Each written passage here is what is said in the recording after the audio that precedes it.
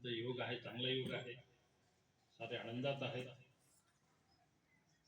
आपण कित्येकदा बोलतोय की जी परंपरा आपण जोपासलेली आहे ती अत्यंत आनंददायी आणि उत्सुकपूर्ण आहे. वानखेडेंच्या विषयी आज त्यांना शुभेच्छा द्यायच्या आहेत. त्यांचं जे व्यक्तिमत्व आहे ते व्यक्तिमत्व अनेक प्रकारचं आहे. काही त्यांच्या ज्या बाबी आहेत त्याच्याशी आपण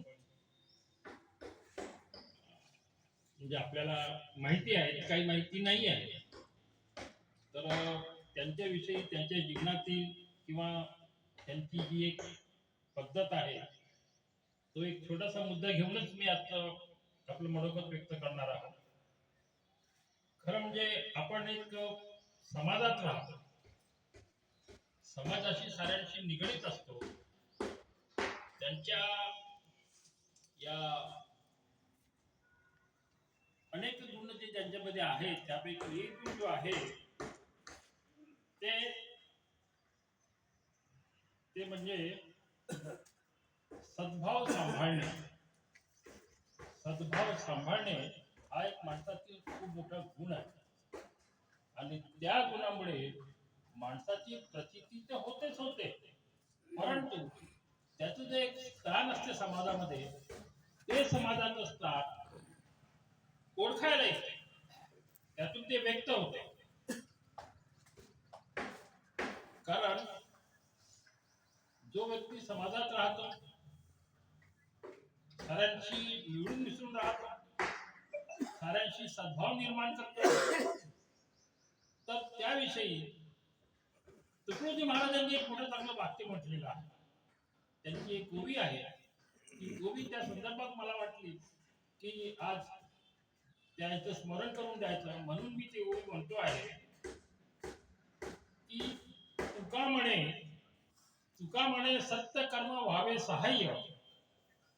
तुका म्हणे सत्य कर्म व्हावे सहाय्य, घातलीया भय नरका जाणे. जीवात जीव असेपर्यंत जनतेचे काम हे सर्व सेवा समजून करणे.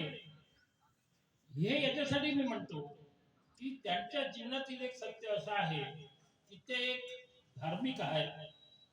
बुद्धिझम हे ते पाळतात.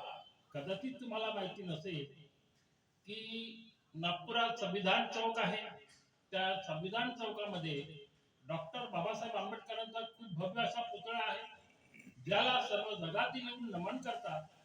मागील त्यांच्या संस्थेने असं एक आयोजन केलेलं होतं की एवढा मोठा पुतळा आहे, एवढा मोठा एक संविधानाचं स्थान आहे, ऊर्जा क्षेत्र आहे, तिथे त्यांची रोज पूजा व्हावी आणि ही जबाबदारी श्री वानखेडेजींनी घेतली होती. आणि वर्षभर त्यांनी त्या तेवढ्या पुतळ्याला, तेवढ्या जागेला वर्षभर सजवलं, वर्षभर त्यांनी मानलापण केलं. हा त्यांच्या जीवनातील म्हणून मी या ज्या ओळीवरती म्हटलेल्या आहेत, तुकडोजी महाराजांचं तुम्हाला उदाहरण दिलेलं आहे. तुकडोजी महाराजांचं उदाहरण इथे हे सत्कर्म आहे. आम्हा तुम्हाला साऱ्यांना, जगभरातील सर्व नागरिकांना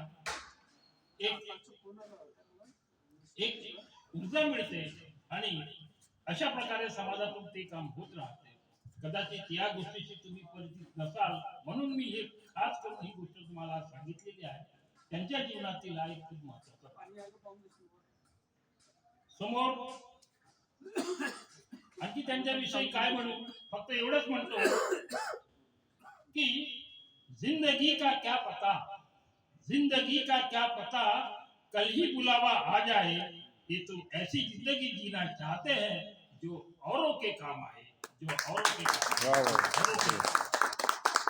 आजच्या निमित्ताने मी त्यांना शुभेच्छा देतो. त्यांच्या परिवारास पुढील आयुष्य अगदी निरोगी, चैतन्यपूर्ण आणि आनंदमय जावं हीच तथागत चरणी प्रार्थना करू मी माझ्या वाणीला विराम देतो.